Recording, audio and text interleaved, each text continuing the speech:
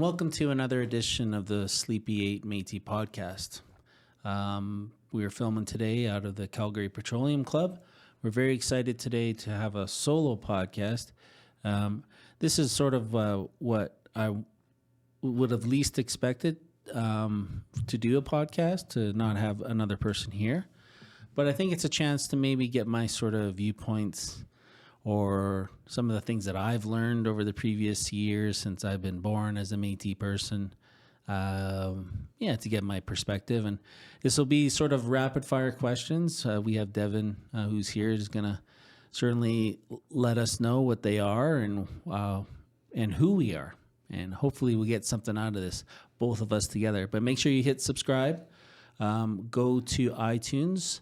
Go to our website, which is sleepy8podcast.com. Well, the sleepy8podcast.com. Yeah, make sure you go to our website, follow our Facebook page, and spread the word. Anyways, let's go ahead with this. All right, let's start with who are the Métis? Oh, who are the Métis? This is always a question. People always presume that if you have a First Nations mom and a European dad, you're automatically Métis, and that is not the case. Over the years, it derives from the fur trade, definitely. When fur traders were coming into this territory, they would certainly acknowledge the families, get the proper permission, do the proper protocol. Sometimes those protocols meant marrying into the families and taking on what they called a country wife. And then that certainly was derived, those mixed marriages. Those country wives and then us being the country born, when those Europeans came over as fur traders, did a service to the company for a couple of years, they would go back to Europe and they would leave the families behind. They're country born. And with that, over the generations, they just sort of developed their own communities, languages, own culture, that type of thing. So, if you go generationally from the very first contact to when we actually became a Métis or declared Métis Nation, it wasn't, from the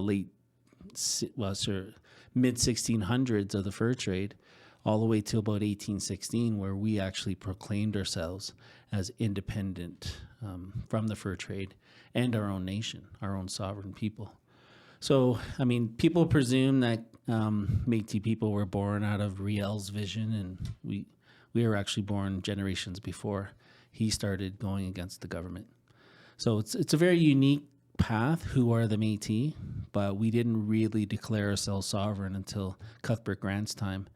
I think that battle was in April of 1816 in the Red River, and it was the Battle of Seven Oaks, which people call it, but we call it the victory at Frog Plain. And that's when he was exonerated in 1821, and he declared himself the leader of this new nation. And ever since then, right to this day, in order for us to actually go through a process of citizenship or declaring ourselves sovereign, it always goes back to that time where we set ourselves free away from the fur trade. And how are the Métis people recognized as Indigenous people? Well, about 8 months before Treaty 1 was signed, there was an agreement signed with Riel at, I think it was Lower Fort Garry. And that certainly set the parameters of recognition as Métis people. And we always, like I said, we always go back to that 1816. That's when our flag was, when we started raising it, and the Métis Nation anthem, all these things were sort of put in place, and so that was certainly that around the time where we were formally recognized within ourselves as our own nation. But it really wasn't cemented into the Constitution until about 1982. Our First Nations, Métis, and Inuit were all recognized as, Indians. And we're kind of placed on that term of that Section 35 of the Canadian Constitution that recognize Indigenous people, and we're listed as one of those. Nice. How does one apply for Métis citizenship? Well, number one, phone your regional office. We can certainly help you with the application, but all the applications is centralized in Edmonton, in our own registry department. With that, you'll have to produce a long form baptismal, long form birth certificate, something with your parents' names on it, and then also a family tree. And that family tree goes all the way back to the historic Métis Nation, which checks off that box that you are recognized as Métis.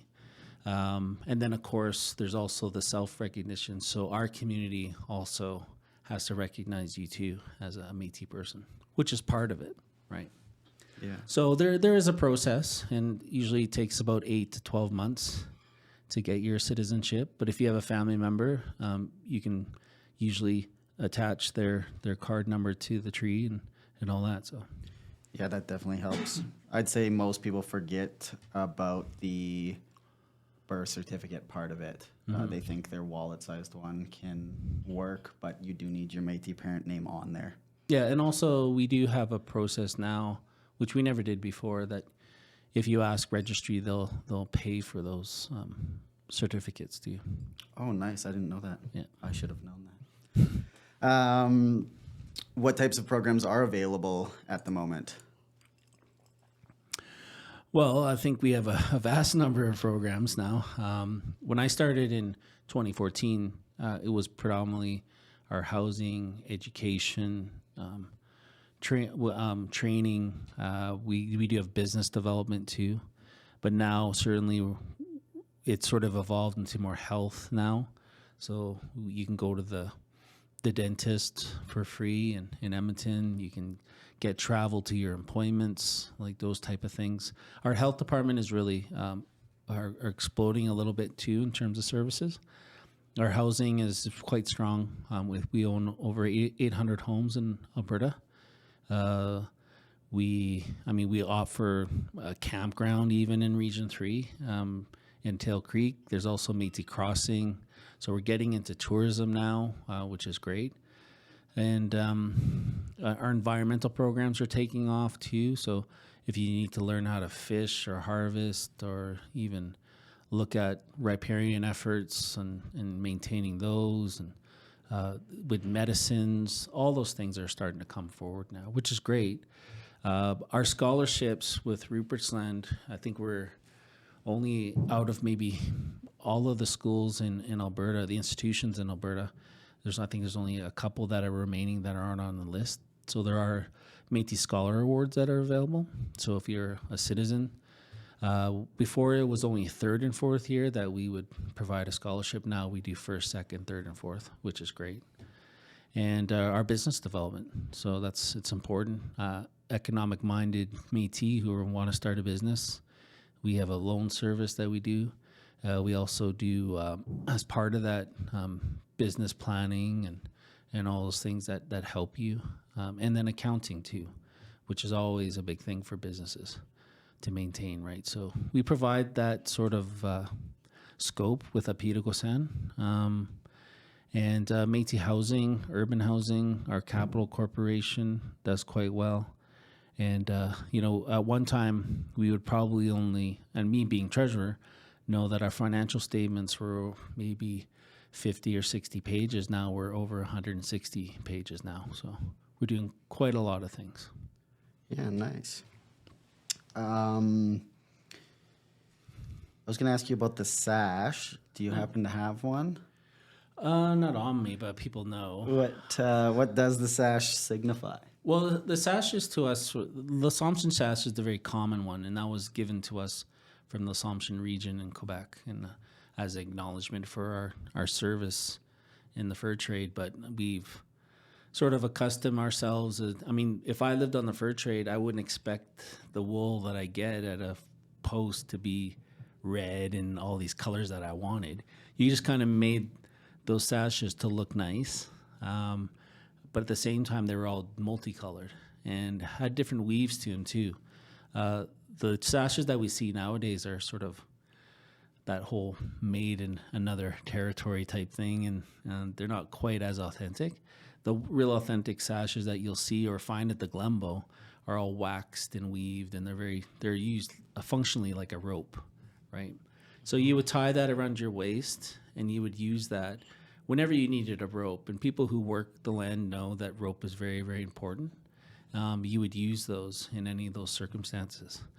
So anything from using it on your animals to using it on anything you had to load, or using it as a back brace too, to help you with a bad back. Or sling, if you broke your arm, you would use your sash. They had functional use to them. But there was also something symbolic that when young Métis men, which is the case back then, would go to work, the moms and the sisters would make the sashes before they would leave and offer them as a gift, and you kind of kept it close to your heart, right? Because there was something real and authentic coming from home. Right. Very interesting. Lots of people come to get them at the office, so yeah, it's nice to see that. Yeah. I mean, it's always good for us to keep a good supply, especially now. People are starting to recognize it. We use it a lot for ceremony, so yeah, we wear a sash ceremony during Métis Week at all events. Yeah, that was a very popular week for people to be calling the office for Absolutely. those. Yeah. We definitely ran out quite quickly that week. And what is the status of the self-government at the moment? Well, I mean, now we certainly had the ratification of the Constitution for the Métis Nation. We're going to be moving into steps of transition. And I do believe Transition Committee is working on what that end goal will be, which will be what that government will look like, and how do we get there from a nonprofit Societies Act organizations into new self-government. One of the big changes that I noticed that we're sort of waiting for is, well, it's more personal because I'm the president. Where does my territory, the new one, will look like? Because, being a Region 3 president, you see the differences in the communities across Southern Alberta. There are. They even look different. Not saying they talk different, but they have a different look to them. So I think a lot of us are sort of interested because now we're going to be divided up into 5 districts in Southern Alberta. So what sort of territory will it be? Because I live in a town other than Calgary. Where do I represent? And so, I mean, that's a big conversation for self-government right now. And then I'm close to the assets because some of these locals have assets, some of the regions have assets. How does that transfer over, right? So, including us, I mean, we operate a campground. We have a few things. I think Local 87 has a few buildings they own, So how does that all transfer, right? So those are the big questions with self-government. That's on our end. But we still got to go through the process of legislation. And when it's like an 8-part process and right up to royal assent. So we have to go through that, like a first, second, third reading.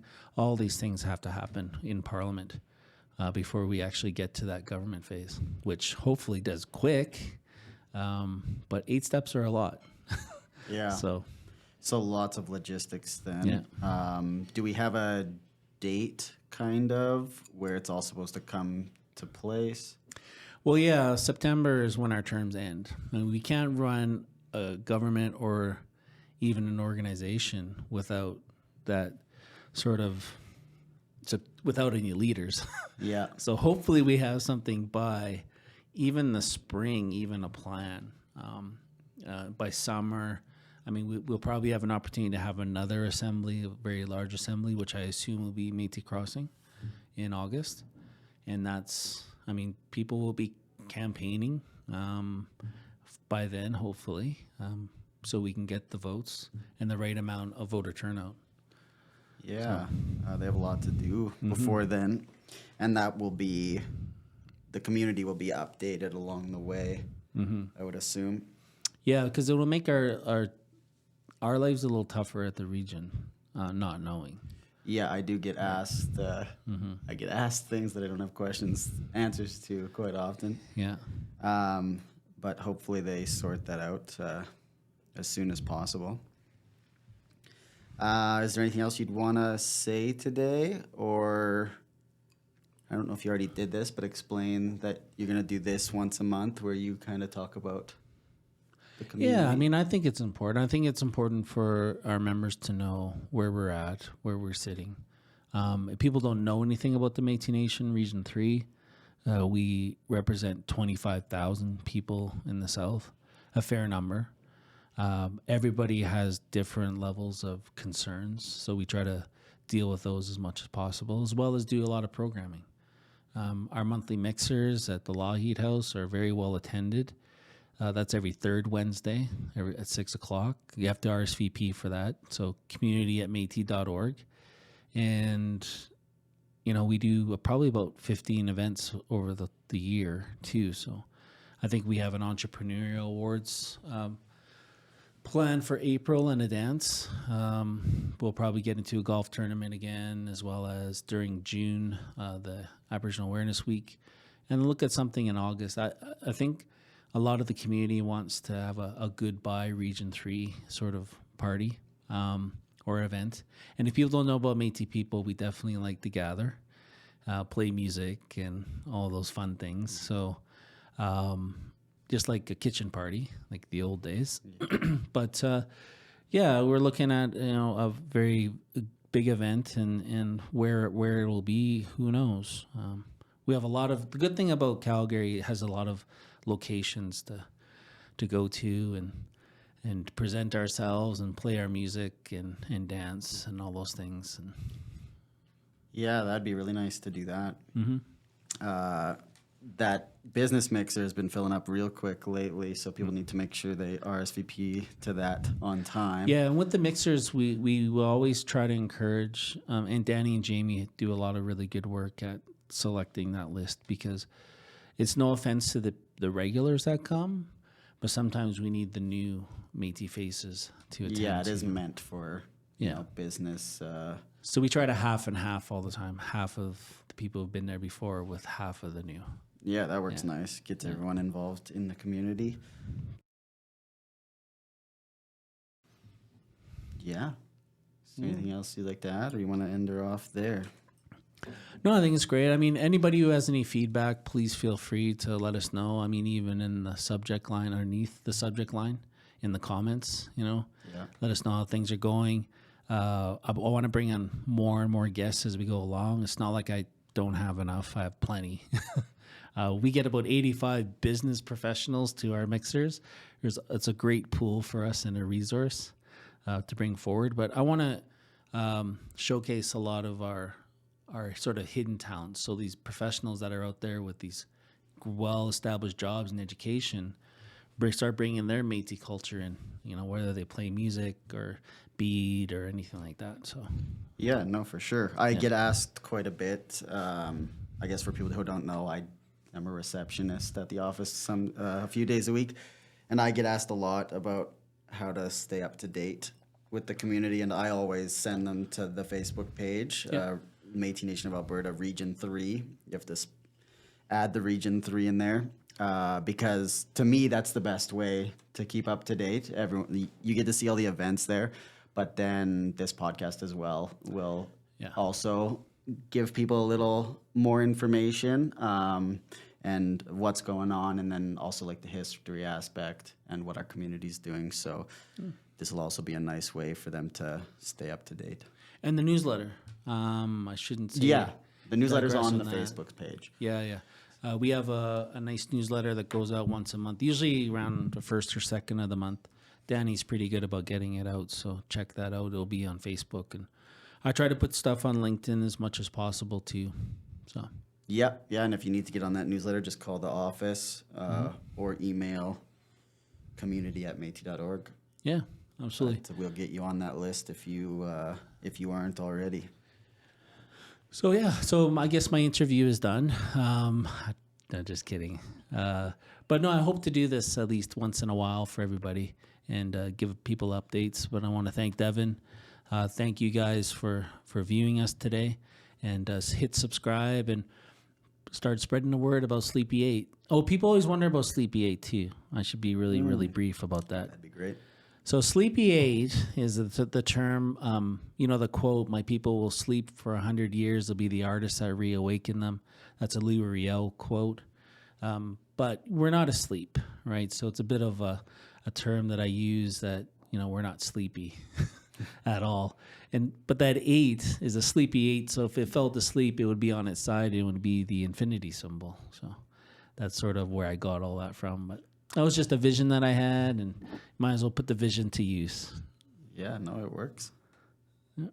Well, thank you very much, and we'll see you guys next week. In the spirit of reconciliation, we acknowledge that we live, work, and play on the traditional territories of the Blackfoot Confederacy, Siksika, Kainai, Piikani, the Tsuut'ina, and the Stoney Nakoda Nations, the Métis Nation of Alberta Region 3, and all people who make their homes in the Treaty 7 region of Southern Alberta.